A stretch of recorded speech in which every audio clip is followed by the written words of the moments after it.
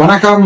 நான் டாக்டர் ராமநாதன் அர்ச்சனா. 2026ஆம் ஆண்டு ஆகஸ்ட் மாதம் 25ஆம் தேதி.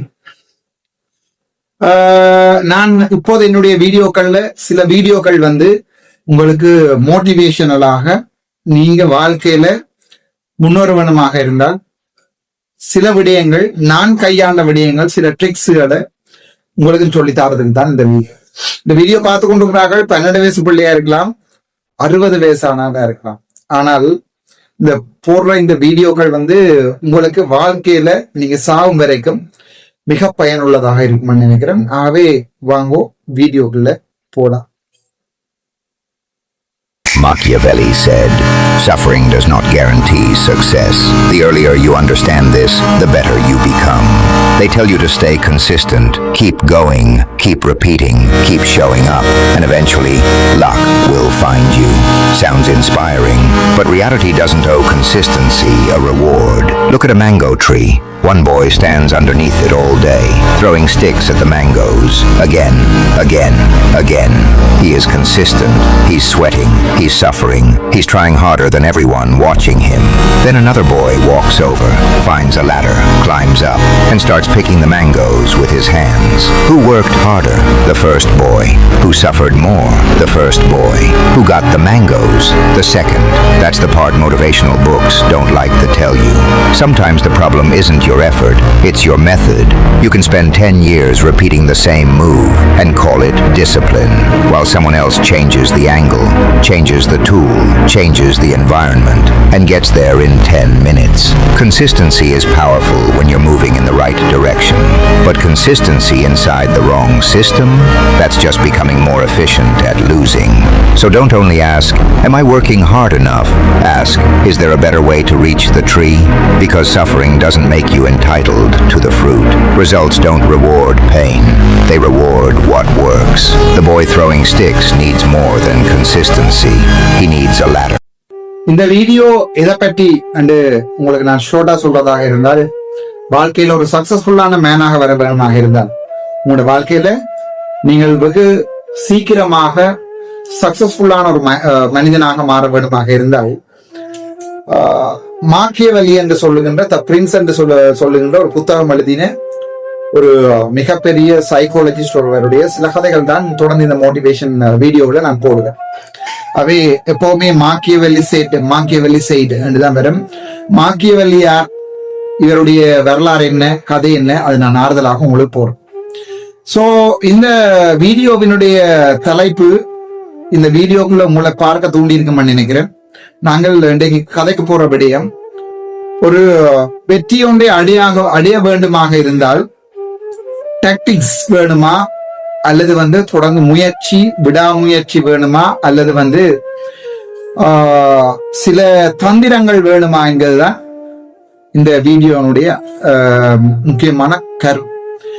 வளமையாக இவ்வளவு காலமும் எங்களுக்கு சொல்லியிருப்பாங்க, ஒரு இலக்கை அடைய வேணுமாக இருந்தால் விடாமுயற்சி முக்கியம். அப்படித்தானே இவ்வளவு ஆழம் உங்களுக்கு சொல்லி தந்திருப்பாங்க. நாங்கள் இல்லைன்னு சொல்லுவோம். நீங்க யாராவது இவ்வளவு ஆழம் எங்களுக்கு சின்னல இருந்து படிப்பிக்கிறது, ஒரு இலக்கை அடைய வேண்டுமாக இருந்தால் விடாமுயற்சி வேணும். நாங்கள் எங்களை வருத்த வேணும். ஞாபகம் இருக்கா உங்களுக்கு? சின்னல எங்களை வருத்தி விடாமுயற்சியோட செய்கிற காரியங்கள் பலன் அளிக்கும். இப்படித்தான் காலங்காலமா எங்களுக்கு சொல்லி இருப்பாங்க. ஆனால் மாக்கியவெல்லி என்ன சொல்றாரு என்றால், விடாமுயற்சி அல்லது எங்களை நாங்களே வருத்தி கொள்றது எங்களுக்கு கட்டாயம் வெற்றியை தருமண்டு இல்ல. சரிதானே?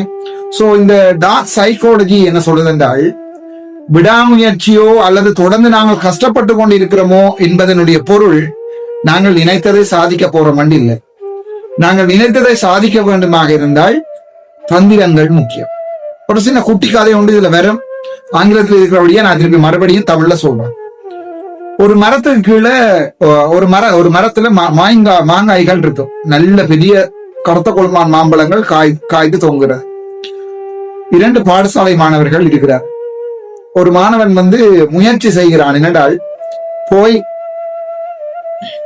தடி ஒன்று எடுத்து முறிச்சு அந்த மரத்தை நோக்கி எரிஞ்சு கொண்டே இருக்கிறான். எரிய அவன் களைப்பாய் கொண்டே இருக்கிறான். ஆனால் அவனுடைய விடாமுயற்சி அவன் தான் இப்படியாவது ஒரு மாங்காய்க்கு எறிஞ்சு வெளுத்து வந்து எறிகிறது, கொஞ்சம் தடியை பொறுக்கிறது, திருப்பி வந்து எறிகிறது, திருப்பி அதை நாங்கள் என்னுடைய வாழ்க்கையில கனகாலம் செய்து கொண்டிருக்கிறோம். அதே நேரம் வந்து இவன் இந்த மாணவன் அல்லது இந்த சிறுவன் தன்னைத்தானே வருத்தி கொள்கிறான். அதாவது வந்து தன்னுடைய இலக்கை அடைய வேண்டும் என்பதற்காக தன்னைத்தானே வருத்தி கொள்றான். ஓமோ இல்லையோ ஓம். அதே நேரத்தில் பாத்தீங்கன்னு சொன்னால் கன்சிஸ்டன்சி என்று சொல்வார்கள். திரும்ப திரும்ப திரும்ப ஒரே மாதிரியே, அதாவது சொல்லுவாங்க இப்ப அந்த ஆச்சரிய அம்புவில்லு தெரியுதான உங்களுக்கு, ஒலிம்பிக் ஆச்சரியில அந்த வெற்றிக்கு காரணமாக இருக்கிறது கன்சிஸ்டன்சி. ஒரே பவர்ல இழுத்து ஒரே இடத்துல லொக் பண்ணி ஒரே ஆங்கிள் வச்சு ஒரே ஸ்டைல்ல ரிலீஸ் பண்றது சரிதானே. அது திருப்பியும் இழுத்துட்டு திருப்பியும் இழுத்து கொண்டு வந்து, இதுதான் கன்சிஸ்டன்சி என்று சொல்வார்கள். இந்த கன்சிஸ்டன்சியும் இந்த விடாமுயற்சியும் எல்லா நேரங்களையும் வாழ்க்கையில எங்களுக்கு வெற்றிக்கனியே கொண்டு வராது. அதுதான் இந்த டார்க் சைக்காலஜி சொல்லுது. அதே மாதிரி பாத்தீங்கன்னா அந்த சிறுவன் வந்து அறிஞ்சு கொண்டே இருக்கிறான். அந்த சிறுவனால ஒரு மாங்காயை கூட விழுத்த முடியல. ஆனால் அவன் தூக்கவே இல்லை, அவன் கலைக்கவே இல்லை, எரிஞ்சு கொண்டே இருக்கிறான். கன்சிஸ்டன்சி ஒரே மாதிரியே எரிஞ்சு கொண்டே இருக்கிறார். ஒரே மாதிரியே மாமரத்துல போய் இலையில பட்டு விழுந்து கொண்டே இருக்கிறது கன்சிஸ்டன்சி. தொடர்ந்து எரிஞ்சு கொண்டே இருக்கிறார். ஆனால் இன்னொரு சிறுவன் வாரான், நின்று பார்க்கிறான் மாமரத்தை, சுத்தி பார்க்கிறான், எல்லா இடத்துலயுமே ஒன்றை தேடுகிறான், இருந்து யோசிக்கிறான், தேடுறான். போய் ஒரு ஏணி ஒன்றை தூக்கி கொண்டு வரான், கொண்டே மாமரத்துல வச்சா டட்ட ஏறி போனா கீழே இருக்கிற அளவுறால பிடிங்க மாங்காய் என்று போட்டு ஒவ்வொரு மாங்காய பறிச்சு கீழே போட்டு கொண்டே இருக்கிறான். உண்மையாகவே இந்த ரெண்டு ஏழைகள் அல்லது இந்த சிறுவன்களையும் யார் அதிகமாக தன்னைத்தானே வருத்தி கொண்டது? முதல் கல்லால் எறிஞ்சார். யார் தொடர்ந்து கன்சிஸ்டன்சியா அல்லது தொடர்ந்து ஒரே மாதிரியாக முயற்சித்துக் கொண்டிருந்தது? முதலாவதா. ஆனால் மாங்காய் சாப்பிட்டதாரு இரண்டாவதா. இதுதான் நாங்க ஏற்றுக்கொள்ள முடியாத டார்க் சைக்காலஜி. அதாவது நாங்க நினைக்கிற வாழ்க்கையில என்னண்டா, சில விடயங்களை வந்து நாங்கள் அடைகிறதுக்காக ஒரே மாதிரியே, நான் இந்த வீடியோவும் என்னுடைய பாராளுமன்ற உறுப்பினர்கள் பதவிறக்கிறதும் ஒரு சம்பந்தம் இல்லை, சும்மா கேளும். சோ நான் நினைக்கிறேன் ஒரே மாதிரியே ஒரே கன்சிஸ்டன்சில திரும்ப திரும்ப திரும்ப திரும்ப திரும்ப திரும்ப இதை செய்து கொண்டிருக்கிறோம். ஆனால் ஏன் வெற்றி அடைகிறோம் இல்ல என்பதுதான் எங்களுடைய பல பேருடைய பிரச்சனை. நல்ல உதாரணம், குட்டி உதாரணம் சொல்றேன் உங்களுக்கு. இப்ப இந்த வேலையில்லா பட்டதாரிகளுடைய கடிதம் இன்றைக்கு எனக்கு வந்தது. வேலையில்லா பட்டதாரிகள்ல டெவலப்மெண்ட் ஆபீசர் ரெஜிஸ்டர் பண்ணப்பட்ட என்னுடைய கடிதம் வந்தது. அந்த கடிதத்துல அவர்கள் கேட்டிருக்கிறார்கள், முறையான ஒரு இன்கொயரி வைக்கணும் சீஃப் செக்ரட்டரிக்கு எதிராக. அவ வந்து கேவலமாக தங்களை பற்றி கழிச்சதுக்கு இன்கொயரி வைக்க வேணும் என்று கேட்டிருக்காங்க. இந்த இன்கொயரி வைக்கணும் தான் எங்கட பெரிய பிரச்சனை. போய் கவர்னர்கிட்ட கடிதத்தை கொடுத்தாங்களே, எனக்கு கடிதம் அனுப்பினாங்க, எல்லா பாராளுமன்ற உறுப்பினர்களுக்கும் போட்டாங்க, எல்லாம் போட்டாங்க, பிரயோசனம் இல்லை. So you are doing the same thing again and again and you are losing. நீங்கள் ஒரே விதமாக இதை செய்து கொண்டிருக்கிறதால லூஸ் பண்றீங்க. இப்ப நான் அத கௌசல்யா கூடாக பாராளுமன்றத்துல 27-2 பாராளுமன்றத்துல பொது பண்பாடுகள் அமைச்சா பப்ளிக் அட்மினிஸ்ட்ரேஷன் அமைச்சர்கிட்ட கேள்வியா போட்டா, நீங்க எந்த மாங்காய எறிய வழங்கிட்டீங்களோ உங்களனாலும் அந்த மாங்காய அர்ச்சுனா ராமநாதனால ஒரு எறியில விழுத்தேன், உங்களுக்கு விளங்கலையா? சோ அங்கதான் நீங்க பிளவுறீங்க. என்னண்டா, நாங்க நினைக்கிறோம் நாங்க வாழ்க்கையில வெற்றி அடைகிறதுக்காக நாங்க எடுக்கிற முயற்சியின் அந்த ட்ராக் சரியா நினைக்கிறோம். முதலாவது அது ஒருக்கா ஃபெயில் ஆயிட்டு எங்களுக்கு விளங்கியல, ஓகே இது ஏதோ ஃபெயில் ஆகுது, நாங்க என்ன நாங்களே கேள்வி கேட்கணும், திங்க் பண்ணணும், ஏன் இது ஃபெயில் ஆகுதுன்னு யோசிக்கிறீங்கள. திருப்பவும் மறுபடியும் அதே மாதிரி ட்ரை பண்றது, திருப்பவும் அதே மாதிரி ட்ரை பண்றது. சில பேர் 2 தரம் ட்ரை பண்ணுவோம், 3 தரம் ட்ரை பண்ணினா, சில பேர் ஒரு 10 தரம் ட்ரை பண்ணினா, சில பேர் வாழ்க்கை ஃபுல்லா ட்ரை பண்ணி கொண்டிருக்கிறோம், சில பேர் இப்படியே இருந்து. ஆனால் ஒவ்வொரு தடவையும் நான் தோற்று போகிற போது நான் இருந்து சிந்திப்பேன். சரிதானே? இதுக்கு வேற என்ன ஷார்ட் கட் இருக்கு? நான் ஒரு சின்ன ஒரு உதாரணம் சொல்றேன். நான் வைத்தியராக வேலை செய்யற ஆடப்பகுதியில் என்னோட வேலை செய்த சக வைத்தியர்கள் வந்து குளிர்வாங்க. வேர்க் லோட் கூட, அங்க கிளாக் பண்ண இல்லாத, இங்க பேஷன் அங்க ஓபிடி பாக்கலாம், என்னோட என்னால் அதை பாக்கலாம் இதை பாக்கலான்னு குளருவாங்க. ஆனா நான் குளர்றேன். நான் யோசிக்கிறேன்னா ஓகே டார்கெட் என்ன, ஓகே இவ்வளவுதான் என் வேலை, இதுக்கு மேல கூட செய்ய மாட்டேன். விடிய 5:30-6 மணிக்கு வந்து 8:30க்கு முடிச்சிடுவேன் வேலை. முடிச்சுட்டு அன்றைக்கு நான் ஃபுல்லா ரிலாக்ஸ் இருப்பேன், படம் பார்த்து கொண்டு காலுக்கு மேல காலை போட்டுக்கொண்டு. நான் பேஷண்ட் பார்க்க மாட்டேன், என்ன டார்கெட் முடிச்சு சரிதானே.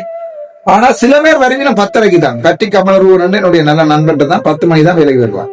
சரிதான், வந்துட்டு அங்க ஓடுவான், இங்க ஓடுவான், அந்த தியேட்டருக்கு ஓடுவான், இதுக்கு ஓடுவான், அங்க கிளினிக் ஓடுவான், அட்டக்க பிறகு நான் ஃபுல்லா கஷ்டப்பட்டு கொண்டே இருப்பேன். நான் என்ன பிளவுறேன்டா, பற்றி யோசிப்பாங்கன்னா, டேய் நான் இவ்வளவு வேலை செய்யறேன், நீ வேலை செய்யாம சும்மா இருக்கிற. ஆனா அந்த பனிக்கட்டியை பாத்தீங்கன்னா, பனிக்கட்டியில மேல தெரிகிற பகுதி பயங்கர சின்ன பகுதியா தான் இருக்கும். கீழே தான் கிணறு, பெருமளவான பனிக்கட்டியினுடைய பகுதி கீழே தான் அமர்ந்து போயிருக்கு. அந்த மாதிரி என்ன பார்க்கல சில நேரம் ஒரு வேலை ஒன்று செய்யாம சும்மா இருக்கிறான் பாருங்க. ஆனால் நான் 4:30-5 மணிக்கு ஓட்டுறோம் தொடங்கிட்டேன். அந்த டைம்ல நித்துறேன். சும்மா சொல்றேன், இந்த பட்டிக்கல நம்ம சும்மா தீவிரன்னு சொல்லுவோமே யாரோட 4:30-5 மணிக்கு இவர் புரோட்டா விட்டு நித்துறேன். But I awake. நான் அதுக்குரிய மாற்று வழியை சிந்திக்கிறேன். நான் ஓகே இவ்வளவு கஷ்டப்படணும். என்னோட சின்ன உதாரணம் சொல்றேன் உங்களுக்கு. நாங்கள் இன்டர்ன்ஷிப் செய்யல கழுபோவிலையில இஸ்மாயில் சாரோட போட்ல இன்டர்ன்ஷிப் செய்யினாங்க. நானும் ஒரு சிங்கள பொம்பளை பிள்ளையும் தான் ஒண்டா இன்டர்ன் செய்யினாங்க. ராதிகாண்டு பேர் அவளுக்கு. சரிதானே, அவள் ஒரு பயங்கர சோம்பேறி, ஊந்துதான் தெரிவாள்.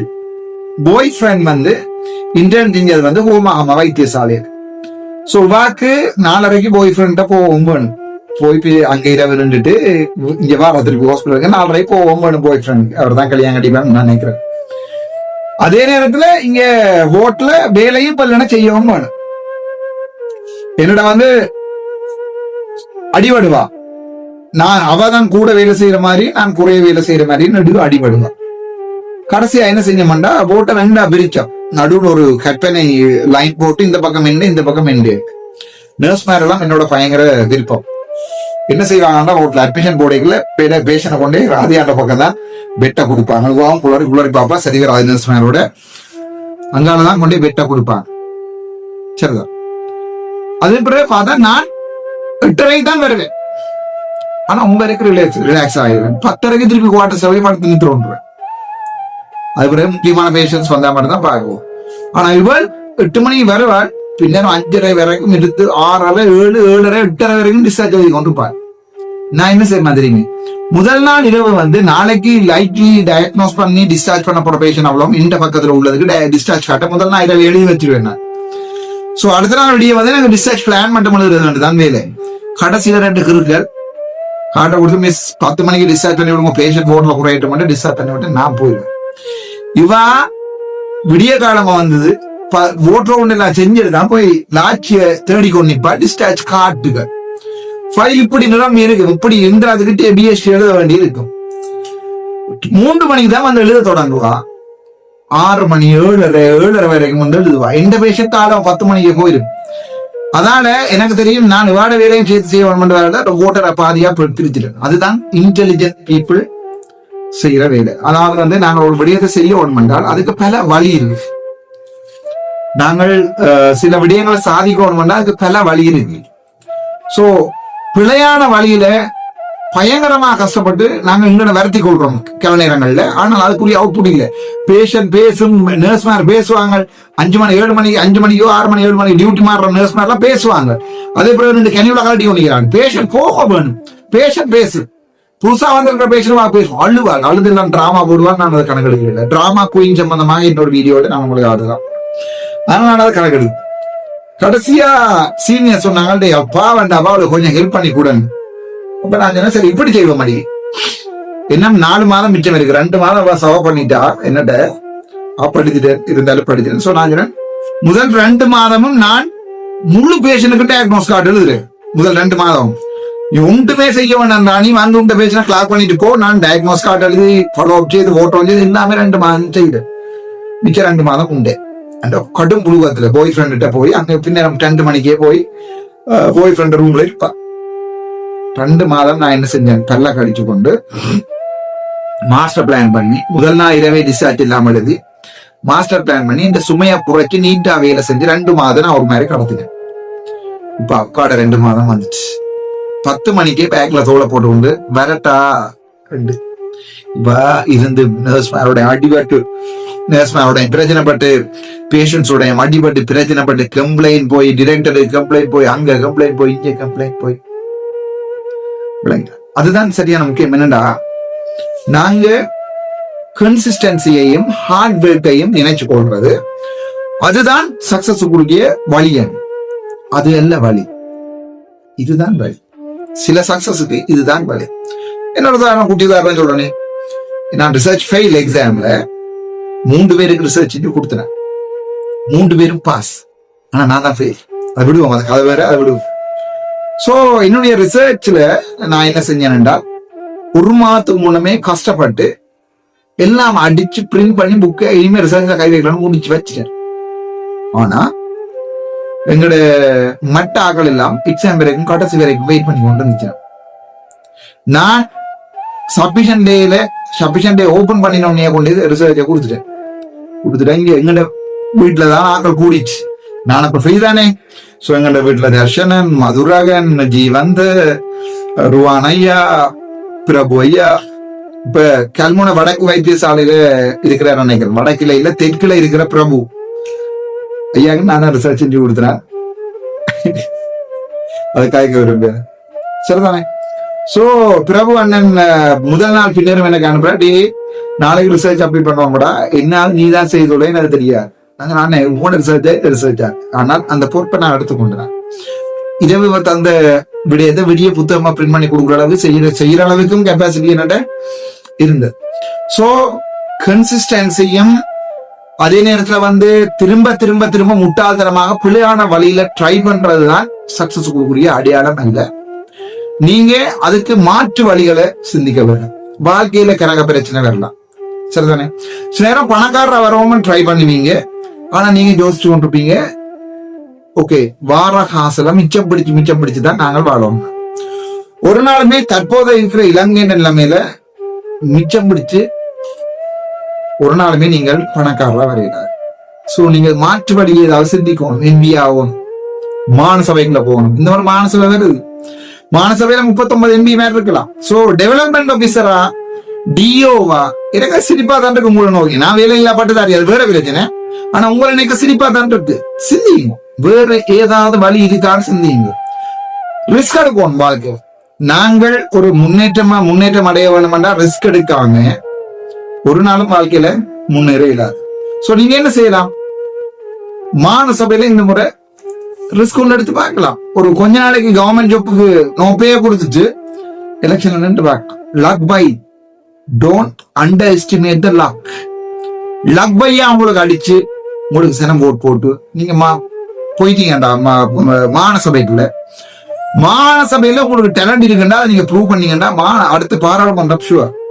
சோ அடுத்த வருஷம் நான் பெரும்பாலும் யாழ்ப்பாணத்துல என்னுடைய கட்சியில இருந்து 3, மன்னார்ல இருந்து 2, மற்ற இடங்கள்ல இருந்து குறைஞ்சது 5 MP 8 பேராவது நான் இருப்பேன். 8 பேரோட நான் இருப்பேன். அதற்குரிய வேலைகளை தான் நான் செஞ்சு கொண்டிருக்கிறேன். நான் எப்பவுமே என்ன லாங் டேர்மா தான் சிந்திக்கிறேன், ஷார்ட் டேர்மா இல்லை. சோ வாழ்க்கையில நாங்கள் இந்த விடயத்தை ஞாபகம் வச்சிருக்கோம். அதாவது நெடுக ராங் டிரெக்ஷன்ல போடுற கன்சிஸ்டன்சி, பிள்ளையான வழியில ஒன்றை கஷ்டப்பட்டு செய்த ஒன்றுல பிரயோசனமே இல்லை. வழியை மாத்தோம். நெடுகளும் டிஓவா இருக்கிறது தான் வழி இல்லை. நீங்கள் ஓஜிஎஸ்ல எக்ஸாம் எடுத்து LLB முடிக்கலாம், அல்லது வேறொரு வழியில திங்க் பண்ணலாம், அல்லது வெளிநாட்டுக்கு போகலாம். நெடுக இப்படியே இருப்போம்டா, இப்படியே அந்த டிபிக்கல் ஜாழ்ப்பாணத்து மோட்டர் பைக், அதே ஹெல்மெட், அதே கண்ணாடி, அதே டைகர்ல தானே இப்படிதான் இருப்பேன் வாழ்க்கைக்குள்ள. சோ திங்க் பண்ணுங்க, என்ன செய்யலாம் வாழ்க்கையில முன்னேறதுக்கு, என்ன செய்யலாம். நான் இன்னொரு குட்டியாரையும் சொல்றேன். 2019ஆம் ஆண்டு நான் டிவோர்ஸ். அந்த நேரத்துல என் சம்பளம் 2,15,000, 2,05,000, 2,10,000 ரூபாய்.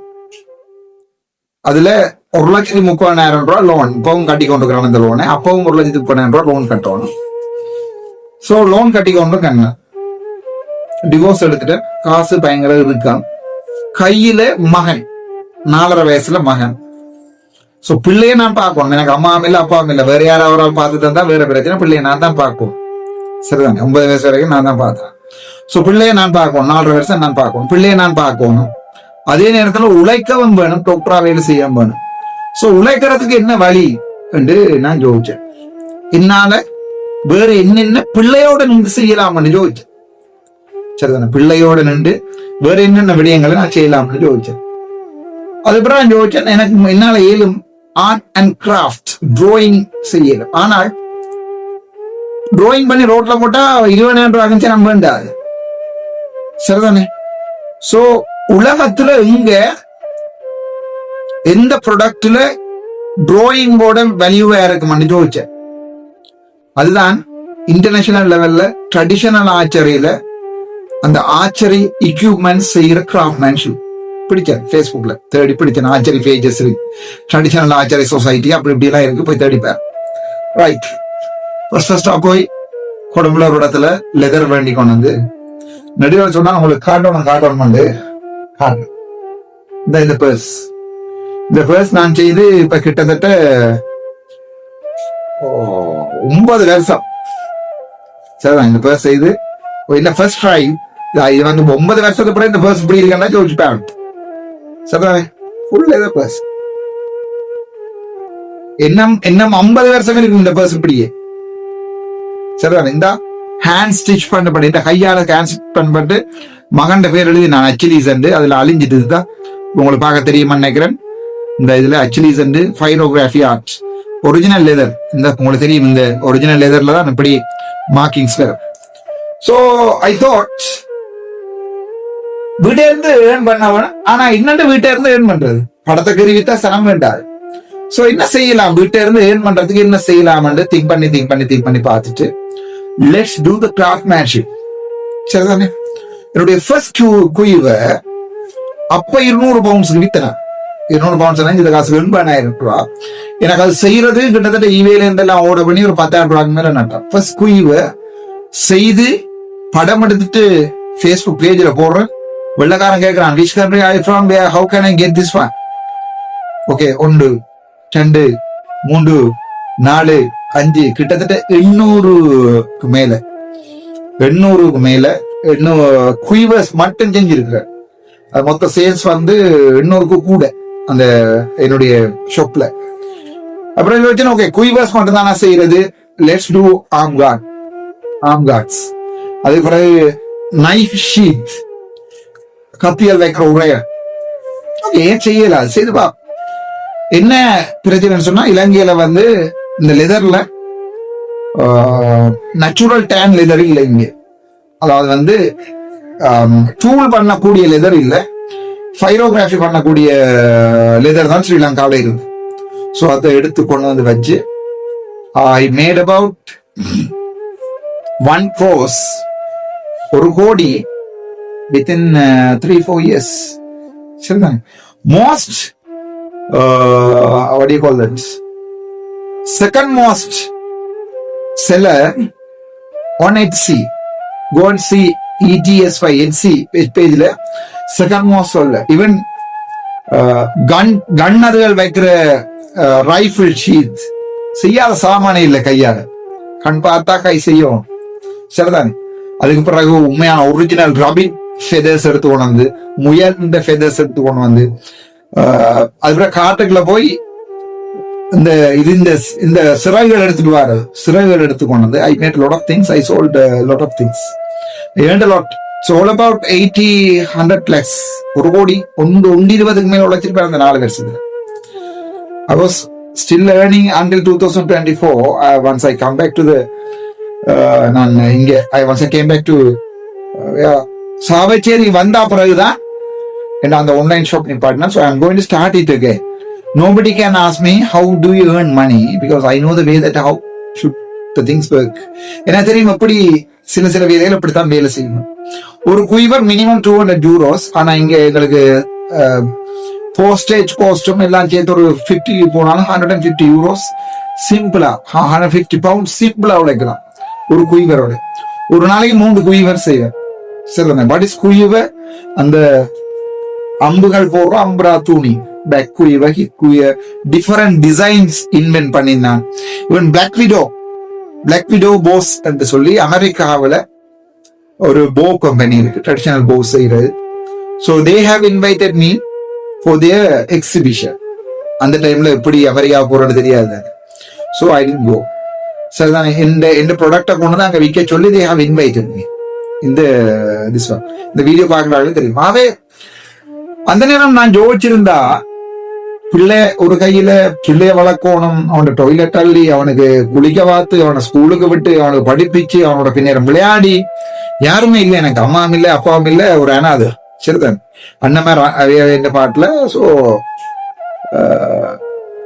அந்த நேரம் நான் யோசிச்சிருந்தாள், ஓகே டாக்டரா தான் உழைக்க வேணும், ஒரே ட்ராக்லயே உழைக்க வேணும், டாக்டரா தான் உழைக்க வேணும் என்றால் பிள்ளைய நான் லூஸ் பண்ணிட்டேன்.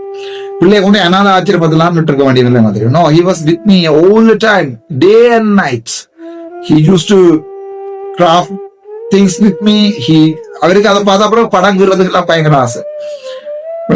ஸோ வாழ்க்கையில ஒரு நாளுமே நாங்க திங்க் பண்ண கூடாது இது ஒன்றுதான் ஆப்ஷன், இதை விட்டா வேறு ட்ராக் இல்லை.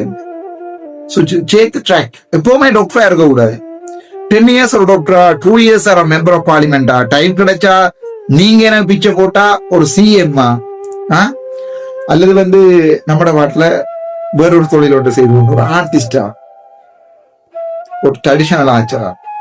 There are so many ways to be happy and earn. So இந்த நேரம் ஒன்றே தச்சு வேலை செய்யறாங்க செய்து கூட திங்க் டிஃபரண்ட்லி. எப்பவுமே யோசிக்க கூடாது இங்க இருந்து சாவச்சேரி போறதுக்கு ஒரு பாதை தான் இருக்கு. Take the road that you less travel என்று சொல்வார்கள். அதாவது நீங்கள் அதிகம் போகாத பாதைகள்ல பயணிங்கன்னு சொல்லிப்பார்கள். அப்பதான் அந்த பயணம் ஒரு அழகானதா இருக்கும். எந்த நேரம் இதான போனா சுண்ணா சந்தி, கோவில் சந்தி, அப்படியே கைதடி சந்தி, சாவச்சேரி, நோ, பருத்துத்துறை போய் ஓட் போட்டா. So that is the things in our life. எப்பவுமே நாங்க விடுறப்புல ஒரு விஷயம் பிழைக்குதுன்றால் அந்த விஷயத்த அதே ஸ்டைல்ல திரும்ப ட்ரை பண்ணி கொண்டு வருது. இந்த விஷயத்த நீங்க ஞாபகம் வச்சுக்கோங்க, இந்த வீடியோவை நீங்க ஞாபகம் வச்சுக்கோங்க. டிஃப்ரெண்ட் வேல ட்ரை பண்ணி பாருங்க, யூ வில் டெஃபினெட்லி சக்சீட். இன்னொரு மோட்டிவேஷன் வீடியோல சந்திப்போம். அது வரைக்கும் doctor. Machiavelli said, "Suffering does not guarantee success. The earlier you understand this, the better you become." They tell you to stay consistent, keep going, keep repeating, keep showing up, and eventually, luck will find you. Sounds inspiring, but reality doesn't owe consistency a reward. Look at a mango tree. One boy stands underneath it all day, throwing sticks at the mangoes. Again, again, again. He is consistent. He's sweating. He's suffering. He's trying harder than everyone watching him. Then another boy walks over, finds a ladder, climbs up, and starts picking the mangoes with his hands. Who worked harder? The first boy. Who suffered more? The first boy. Who got the mangoes? The second. That's the part motivational books don't like to tell you. Sometimes the problem isn't your effort, it's your method. You can spend 10 years repeating the same move and call it discipline, while someone else changes the angle, changes the tool, changes the environment, and gets there in 10 minutes. Consistency is powerful when you're moving in the right direction, but consistency inside the wrong system, that's just becoming more efficient at losing. So don't only ask, am I working hard enough? Ask, is there a better way to reach the tree? Because suffering doesn't make you entitled to the fruit. Results don't reward pain. They reward what works. The boy throwing sticks needs more than consistency. He needs a ladder.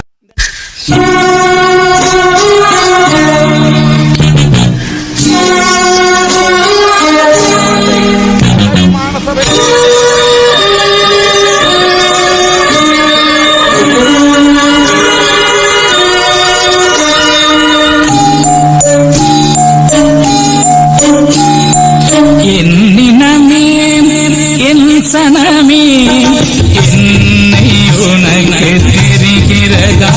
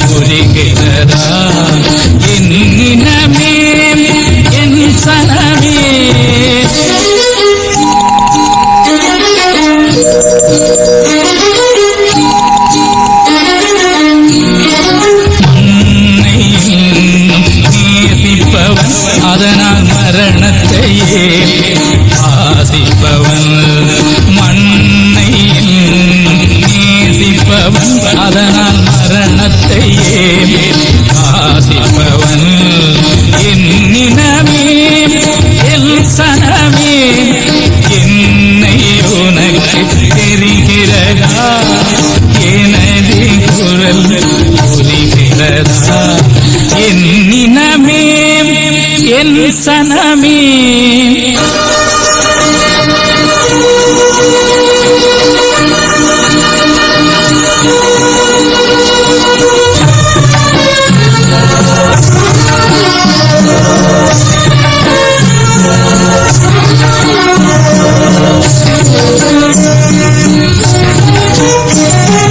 அன்னை தந்தை எனக்கு முண்டு அன்பு செய்ய உறவும் என்னை நம்பி உயிர்கள் உண்டு ஏக்கம் நெஞ்சில் நிறையவும் மண்ணை நேசிப்பவன் அதற்காய் மரணத்தையே வாசிப்பவன் என்னினமே என் சனமே என்னை உனக்கு தெரிகிறதா எனது குரல் புரிகிறதா என்னினமே என் சனமே